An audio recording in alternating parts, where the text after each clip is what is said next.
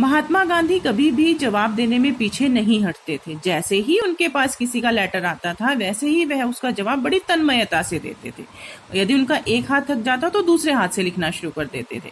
और जिन लोगों के पास उनके पत्र पहुंचते थे उन्होंने आज भी उन्हें फ्रेम करवा कर रखा हुआ है। कई उनके पत्र तो संग्रहालय में भी रखे हुए, म्यूजियम में भी रखे हुए हैं।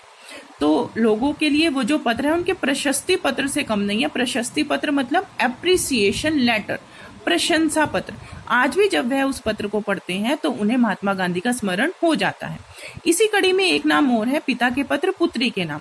पिता इसमें जवाहरलाल नेहरू जी को कहा गया है, पुत्री इंदिरा गांधी जी को।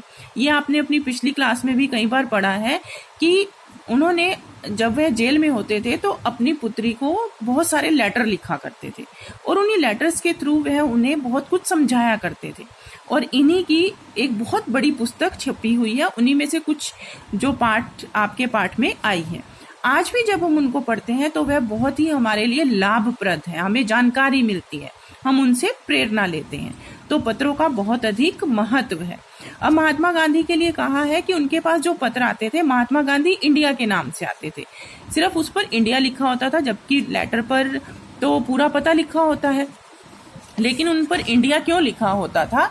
क्योंकि सबको पता था कि महात्मा गांधी इंडिया में रहते हैं और कहाँ रहते हैं सबको पता होता था। तो जैसे ही उनका लेटर आता वैसे ही वो उनके निश्चित पते पर पहुंच जाता था। इसमें आपका वही प्रशस्ति पत्र वाला पूरा का पूरा वर्णन किया गया है।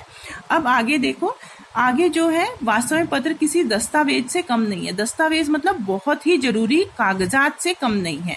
पंत के 200 पत्र बच्चन के नाम। पंत सुमित्रानंदन पंत, आपने कवि का नाम सुना हुआ है। बच्चन हरिवंश राय बच्चन जी। निराला के पत्र हमको लिखियो है। निराला के पत्र सूर्यकांत त्रिपाठी निराला जी को कहा गया है। तो ये जो इनके पत्र हैं ये आज भी म्यूजियम में रखे हुए हैं, हमें हर जगह मिल जाएंगे और ये हमें आज भी बहुत सारी प्रेरणा देते हैं। इन पर आधारित बहुत सी पुस्तकें भी छप चुकी हैं। अब इसी तरह महात्मा और कवि के नाम से महात्मा गांधी और रविंद्रनाथ टैगोर के बीच जो पत्राचार हुआ था वो महात्मा और कवि के नाम से एक पुस्तक छापी गई है। अब जो बात की गई है इसमें कहा है कि जितने भी आजादी के बाद जितने भी विभाग हुए हैं सबसे अधिक गुडविल डाक विभाग की। गुडविल मतलब साख मतलब अच्छी इमेज डाक विभाग की है। क्यों डाक विभाग की है? क्योंकि ये लोगों को जोड़ने का काम करती है। जोड़ने का कैसे? आज हम कितने ही टेक्निकली साउंड हो गए हैं लेकिन भारत के आज भी बहुत सारे गांव ऐसे इतने रिमोट एरियाज हैं जहां पर आज भी पत्रों के द्वारा ही काम किया जाता है। संचार के साधन जो है वो पत्र ही हैं। आप अभी भी अगर किसी गांव में जाओगे तो आपको प्रॉपर नेटवर्क नहीं मिलेगा। अगर आप वहां पर नेट चलाना चाहोगे तो आपको थोड़ी टाइम के बाद फिर नेट का इश्यू आ जाएगा।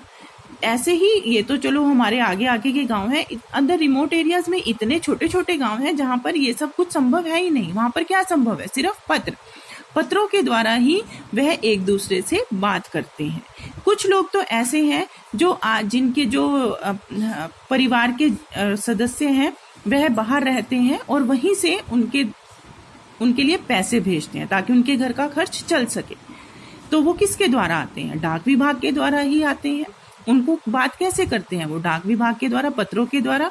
कुछ लोग तो ऐसे होते हैं कि जिन्हें लिखना भी नहीं आता, पढ़ना भी नहीं आता, वो लेटर लिखवाते भी डाकिये से हैं, पढ़वाते भी डाकिये से ही हैं। इसलिए वे डाकियों को देवदूत के रूप में देखते हैं। क्यों? क्योंकि वो एक तो उनके लिए चिट्ठियां लेके आता है, दूसरा मनी ऑर्डर जब हम डाक के थ्रू पैसे भेजते हैं उसको बोलते हैं मनी ऑर्डर। और उनके घर खर्च के लिए जब परिवारजन पैसे भेजते हैं तो उनके लिए पैसे लेकर आते हैं, इसलिए डाकिये को देवदूत के रूप में देखा जाता है। इसीलिए इस चैप्टर में पूरा का पूरा पत्रों की अनूठी दुनिया, चिट्ठियों की अनूठी दुनिया क्यों रखा गया इसका नाम? क्योंकि चिट्ठियों के द्वारा सिर्फ एक यही नहीं कि संचार का साधन है, एक दूसरे से बात करते हैं, नहीं। चिट्ठियों के द्वारा हमें अपने इतिहास का पता लगा, हमें महात्मा गांधी जी का पता लगा, अपनी पृथ्वी की जानकारियां पता लगी। जो पत्रों पर आधारित पुस्तकें लिखी हैं, हमें हमारे कईयों के घर खर्च इससे चलते हैं। डाकिये को देवदूत के रूप में इसीलिए देखा जाता है और पत्रों का विकास करने के लिए सरकार ने भी बहुत सारे कदम उठाए हैं। इसलिए पत्रों की दुनिया को अनूठी दुनिया कहा गया।